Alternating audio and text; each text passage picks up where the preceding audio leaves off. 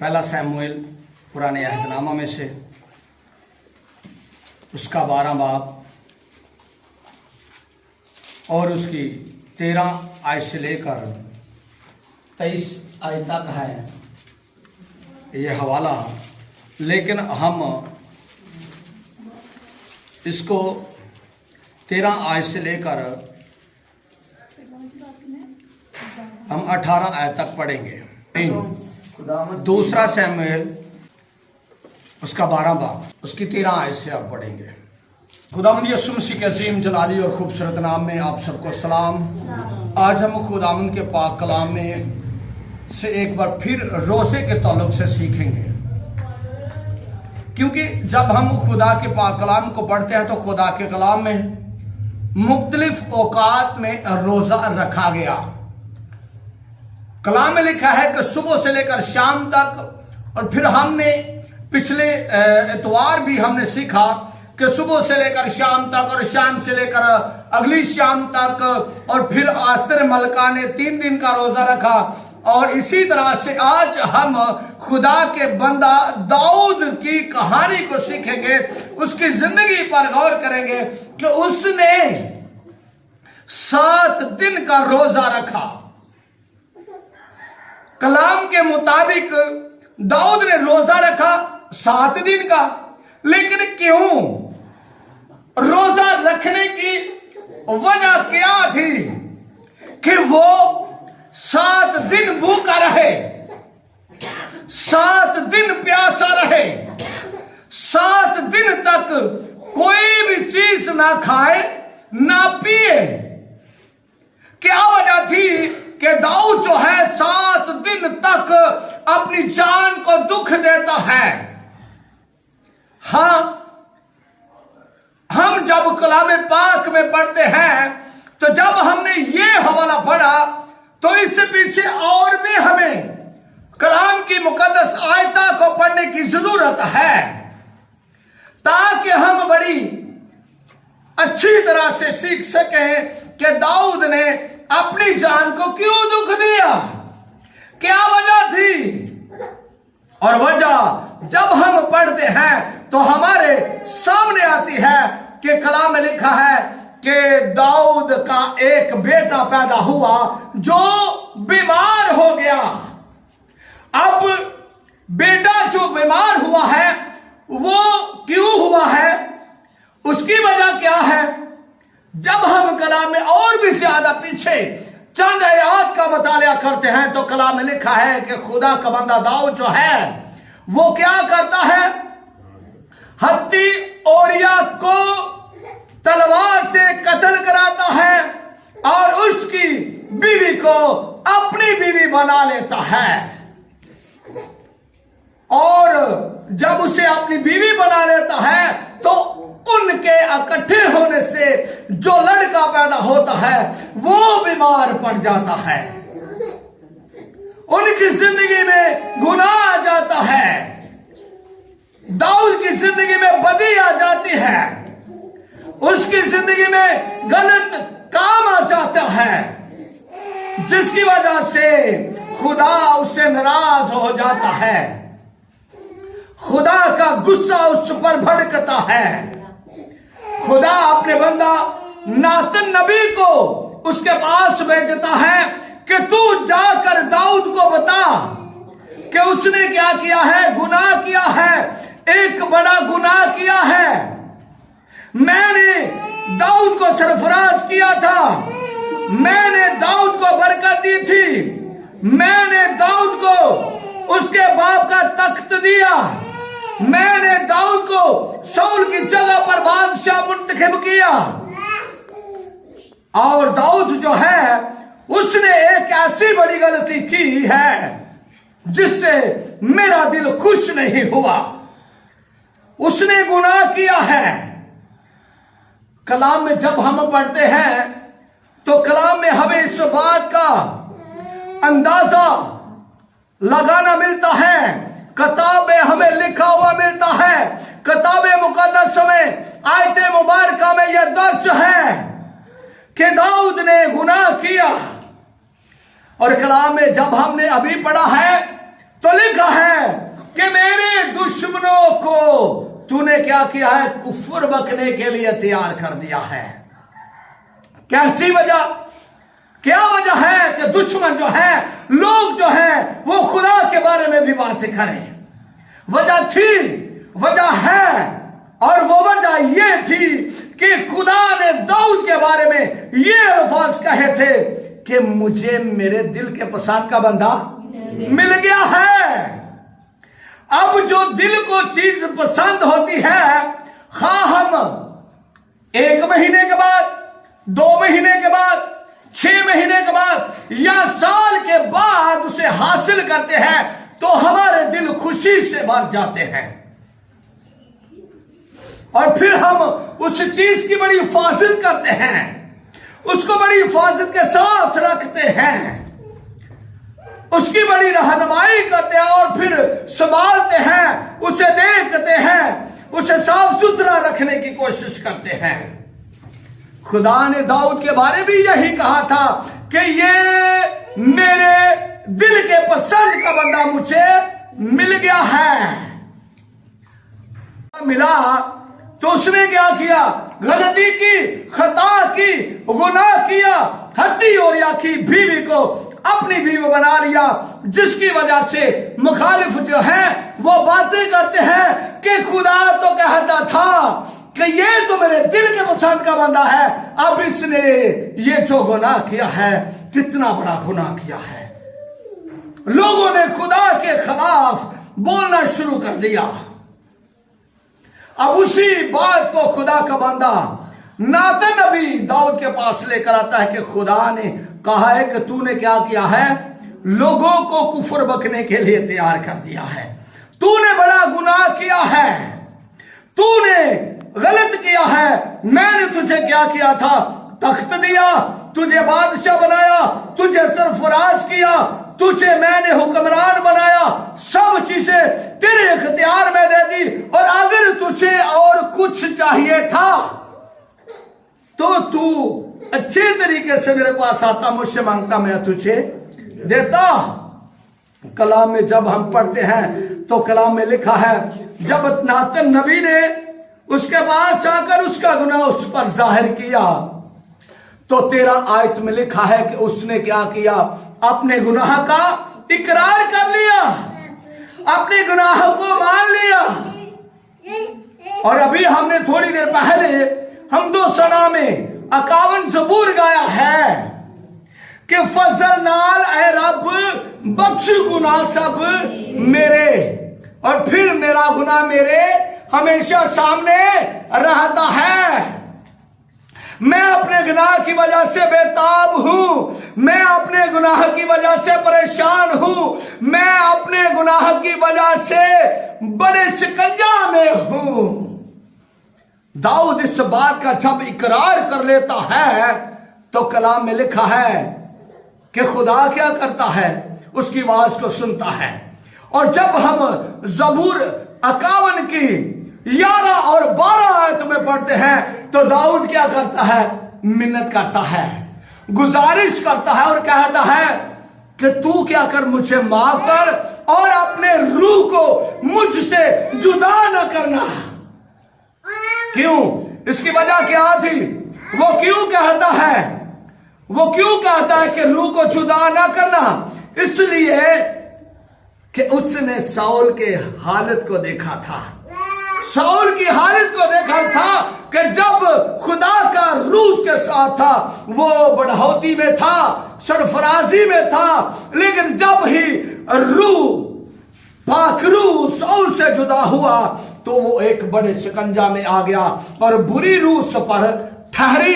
तब इसी बात को सोचते हुए वो मिन्नत करता है, इल्तिजा करता है और कहता है कि फजल से तू मुझ पर रहम कर, तू मुझे गुनाहों को बख्श दे।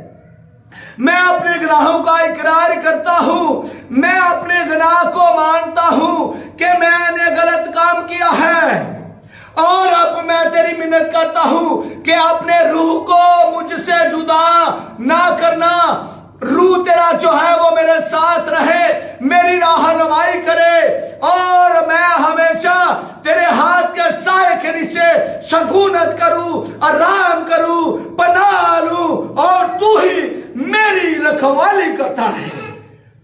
वो मिन्नत करता है, इल्तिजा करता है। और खुदा ने क्या किया फिर? खुदा ने भी एक ऐसा हुक्म सुनाया, नातन नबी के वसीला से उसे ये पैगाम पहुंचा कि खुदा ने तुझे क्या किया है? माफ कर दिया है। खुदा ने तेरा गुनाह बख्श दिया है क्योंकि तूने अपने गुनाह का इकरार किया और माफी मांगी है। लेकिन क्या होगा? तेरे यहां जो बेटा पैदा होगा उसको मैं क्या करूंगा? मारूंगा। मैं तुझे नहीं मारूंगा,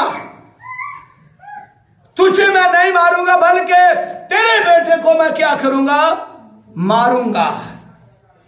और कलाम में लिखा है कि नातन नबी अपने घर को चला गया और फिर जो हत्ती ओरिया की बीवी से दाऊद का बेटा पैदा हुआ था उसको खुदा ने मारा और वो बीमार हो गया।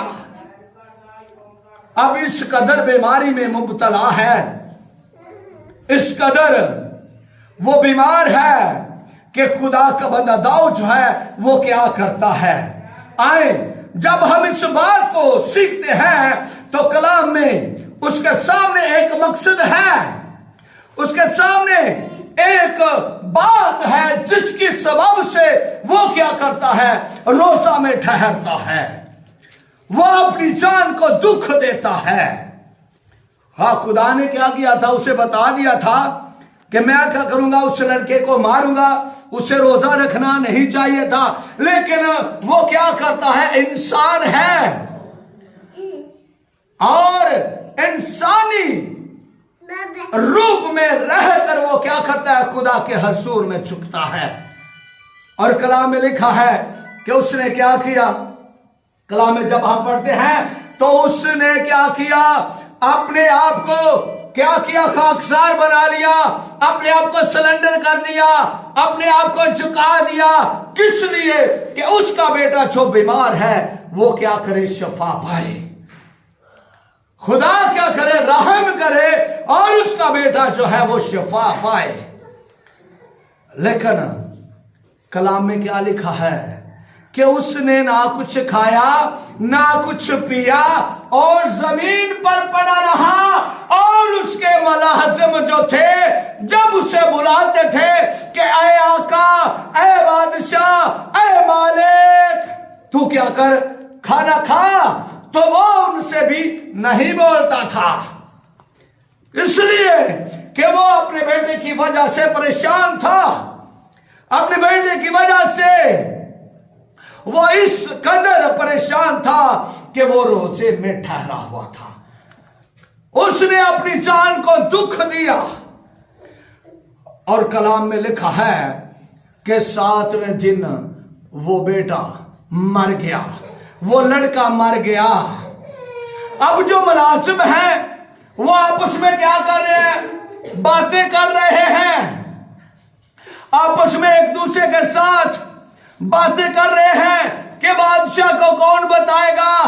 बादशाह को जब हमने पहले उठाया कि उठे और हमारे साथ खाना खाए तो उसने हमारे साथ बोलना मुनासिब ना समझा। लेकिन अब वो कह रहे हैं, लोग जो है आपस में कह रहे हैं कि कौन बताएगा, कौन ये कोशिश करेगा?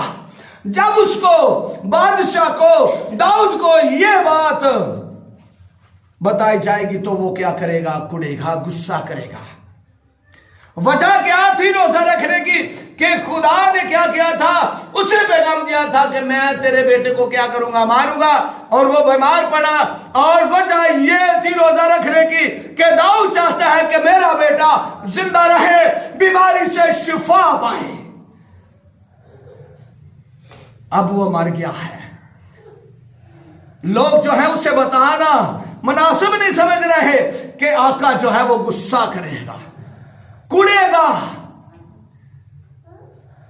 दाऊद ने जब उनको आपस में बातें करते हुए सुना तो वो समझ गया कि लड़का मर गया है। और उसने मुलाजिमों से पूछा, क्या लड़का मर गया है?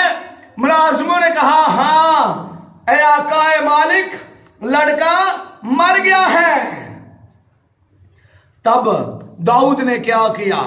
कलाम में लिखा है कि दाऊद उठा और उसने गुस्ल किया और नई पोशाक पहनकर खुदा के हजूर में, खुदा के खेमा में, खुदा के घर में, खुदा की हजूरी में उसके कदमों में आ गया और अपने आप को झुका दिया, दुआ की, गुजारिश की, मिन्नत की, इबादत की और वापस अपने घर को गया।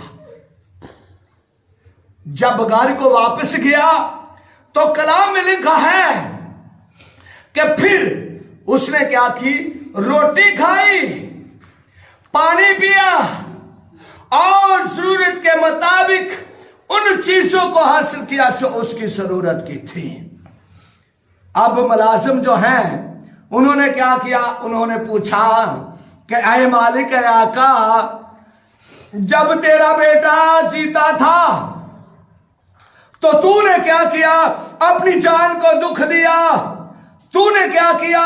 खाना पीना छोड़ दिया, अपने आप को सरेंडर कर दिया, खुदा के हजूर में झुक गया, अपने गुनाह का इकरार किया, उसे तर्क किया, माफी मांगी, इबादत की। लेकिन अब जब मर गया तो तूने क्या किया? खाना खाया? उस वक्त तू खाना नहीं खाता था।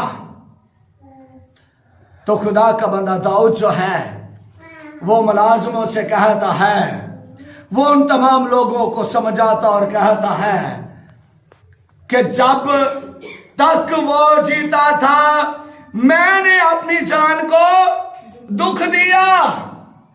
अब वो रोजे का मकसद जो है वो बयान कर रहा है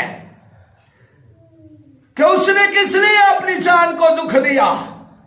वो कहता है कि जब तक वो लड़का जीता था, मेरा प्यारा बेटा जीता था, वो बीमारी की हालत में था, मैंने क्या किया? रोजा रखा, मैंने अपनी जान को दुख दिया, मैंने ना कुछ खाया और ना ही पिया, और मैंने अपने आप को सरेंडर किया, अपने आप को झुका दिया, उसके आगे झुका रहा। मैंने गुजारिश की कि खुदा क्या करेगा? मुझ पर रहम करेगा और मेरा बेटा जीता रहेगा।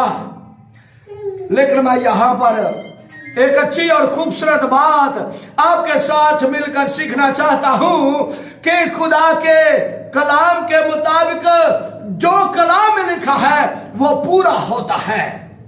खुदा का पैगाम नातन नबी के वसीला से दाऊद तक पहुंचा था कि खुदा ने क्या किया है? तुझे माफ कर दिया, लेकिन जो लड़का पैदा होगा उसे वो क्या करेगा? मारेगा। खुदा ने अपना कलाम पूरा किया था। तो दाऊद कहता है कि जब तक वो जीता था मैंने अपनी जान को दुख दिया, रोजे में रहा, लेकिन वो लड़का जो है वो मर गया। अब वो क्या बात कह रहे? बड़ी गौर से सुनने वाली बात है, इस पर ध्यान करना है हम सब ने। वो कहता है कि अब मैं किस लिए रोजा रखूं?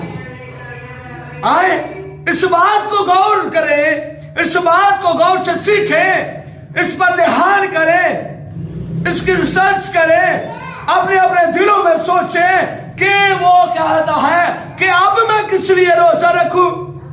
इसका मतलब है कि हम सब ने भी जब खुदा के हुजूर में झुकना है तो हमारे सामने क्या होना चाहिए? कोई ना कोई मकसद होना चाहिए कि खुदा हमारे खानदान पर अपना रहम कर, मसीही ईमान में हमें मजबूत कर, हमें तू हर तरह की बुराई से बचा, हर तरह की बीमारी से बचा।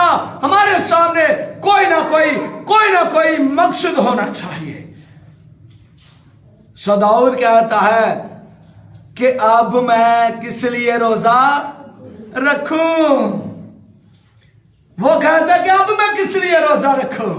तो हम सब अब जितने भी कलाम को पढ़ते हैं, कलाम को सीखते हैं, तो हमारी जिंदगी में भी बहुत सारे ऐसे वाकयात होते हैं। लेकिन खुदा का कलाम हमें क्या सिखाना चाहता है? आए जरा हम अपने दुनियावी हालात पर गौर करेंगे।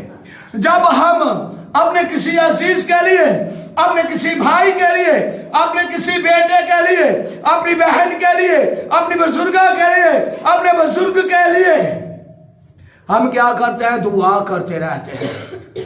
सुबह, दोपहर और शाम को दुआ करते हैं, झुकते हैं। मेरी अभी थोड़ी देर एक मुसलमान भाई के साथ बात हो रही थी सिकंदरपुर 162 में, तो मैं उसके साथ ये बात कर रहा था कि आप लोग जब दुआ करते हो तो आप क्या करते हो? 5 वक्त दुआ करते हो। और हमारे जो मसीही बहन भाई हैं, सुबह दोपहर शाम, या सुबह शाम, या सिर्फ ओनली सुबह के वक्त तो लाजमी ही करते हैं। लेकिन जब 1 माह, 2 माह, 3 माह गुजर जाने के बाद भी हम दुआ का जवाब हासिल नहीं करते, तो हम क्या कह देते हैं? खुदा ने हमारी नहीं सुनी। लेकिन कलाम में लिखा है कि हर एक चीज का वक्त मुकर्रर है। लेकिन कलाम में हम ये भी पढ़ते हैं कि खुदा क्या करता है? अपने कलाम को पूरा करता है। खुदा ने नातन नबी के वसीला से दाऊद तक पैगाम पहुंचाया कि तू नहीं मरेगा बल्कि तेरा बेटा मरेगा। फिर भी दाऊद जो है अपने बेटे के लिए परेशान है। 7 दिन रोजा में ठहरता है, अपनी जान को दुख देता है। लेकिन हमारे लिए आज ये पैगाम जो है वो सोचने वाला है कि हम किस लिए रोजा रखें, हम क्यों रोजा रखें। हम अपने आप पर यह सवाल करें, अपने आप से ये पूछें कि हम किस लिए रोजा रखें। जब हम किताबों को पढ़ते हैं, तशरीह को पढ़ते हैं, तो हमारे सामने बहुत सारे जो मामलात हैं जिनके लिए हम रोजा रख सकते हैं। मसीही ईमान के लिए, अपने खानदान घराने के लिए, कमजोरी और बीमारी के लिए, तरक्की के लिए, बदहाली से निजात हासिल करने के लिए, माली और माशी कमजोरियों से निकलने के लिए, और सबसे बढ़कर खुदा की खिदमत के लिए कि खुदा तू हमें बता कि हम कौन सी खिदमत करें, तू हमें कौन सी खिदमत देना चाहता है, तू हम पर जाहिर कर। इसलिए रोजा रखें, खुदा के हजूर में झुके। खुदा आप सबको बरकत देना चाहता है, खुदा आप सबको संभालना चाहता है, खुदा आप सबको और मुझे सरफराज करना चाहता है। वो मुझे और आप में से हर एक को बुलंदियों पर ले जाना चाहता है। वो मुझे और आप सबको हर तरह की अच्छी और खूबसूरत बरकतें, बख्शिशें देना चाहता है। सो खुदा उनके कलाम पर अमल करते हुए हमने क्या करना है? जिंदगी गुजारनी है और कलाम को अपने दिल में रखना है ताकि कलाम के खिलाफ गुनाह ना करें। खुदावंद ने हमें इसलिए पैदा किया कि हम क्या करें? उसकी इबादत करें, उसकी बंदगी करें। हमारे लिए आज का यह मजमून है कि हम अपने लिए जब रोजा रखें, खुदा के हजूर में अपनी जान को दुख दें, तो खुदा के हजूर में कोई ना कोई बात जरूर करें कि खुदा तो हम पर रहम कर। खुदावंद आज के कलाम के वसीला से हम सबको रूहानी तौर पर मजबूत करे। आमीन।